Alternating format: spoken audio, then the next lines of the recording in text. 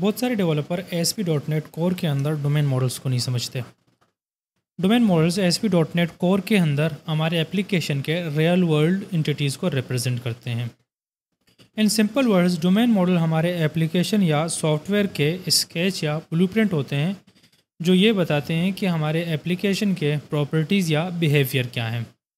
जब हम किसी ब्लॉग वेबसाइट पर काम कर रहे होते हैं तो हमारे लिए डोमेन मॉडल्स पोस्ट, कमेंट्स और यूज़र्स हो सकते हैं। जब हम कोड फर्स्ट अप्रोच से काम करते हैं तो सबसे पहले हम डोमेन मॉडल्स लिखते हैं। डोमेन मॉडल्स के अंदर हम प्रॉपर्टीज़ डिफ़ाइन करते हैं और उन डोमेन मॉडल्स के दरमियान रिलेशनशिप है वो भी डिफ़ाइन करते हैं। फिर हम माइग्रेशन रन करते हैं जहां ORM हमारे डोमेन मॉडल्स की बेस पे डेटाबेस में टेबल्स क्रिएट करता है। ORM stands for object relational mappers. ORM हमारे C# क्लासेस को डेटाबेस टेबल्स के साथ मैप करता है। हम अपनी ब्लॉग वेबसाइट के लिए टैग्स, ब्लॉग पोस्ट और कैटेगरीज़ के डोमेन मॉडल यूज़ करेंगे।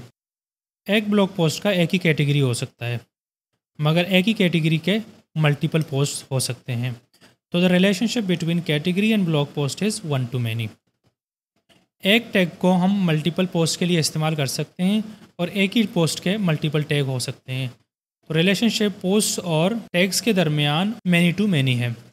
हम इम्यूसी आर्किटेक्चर पर काम कर रहे हैं तो डोमेन मॉडल्स क्रिएट करने के लिए हमें डोमेन के फोल्डर पर राइट क्लिक करना पड़ेगा और फिर हम एक न्यू फोल्डर क्रिएट करेंगे विद द नेम डोमेन। इसके अंदर राइट क्लिक करके ऐड न्यू क्लास करेंगे और इस क्लास को कैटेगरी का नाम देंगे। कैटेगरी की पहली प्रॉपर्टी आईडी है जिसकी डेटा टाइप गोएड है। इसके बाद वी हैव कैटेगरी नेम जिसकी टाइप स्ट्रिंग है। दूसरे डोमेन मॉडल का नाम है टैग्स जिसकी फर्स्ट प्रॉपर्टी है टैग आईडी और इसकी टाइप है गोएड। दूसरी प्रॉपर्टी है नेम और इसकी टाइप है स्ट्रिंग।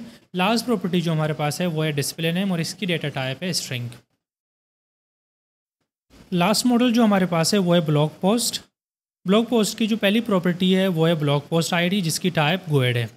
दूसरी प्रॉपर्टी है एडिंग जिसकी डेटा टाइप है स्ट्रिंग।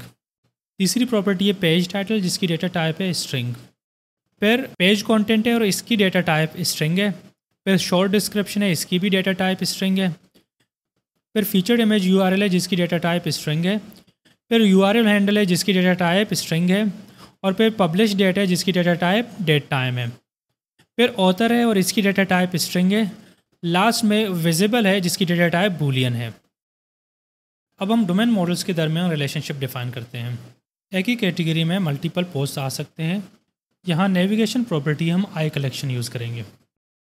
तो हम यहाँ ब्लॉग पोस्ट में कैटेगरी एज अ फॉरेन की इस्तेमाल करेंगे और फिर एक नेविगेशन प्रॉपर्टी डिफ़ाइन करेंगे। एक पोस्ट में मल्टीपल टैग्स हो सकते हैं, लिहाजा हम यहाँ पे आई कलेक्शन का यूज़ करेंगे।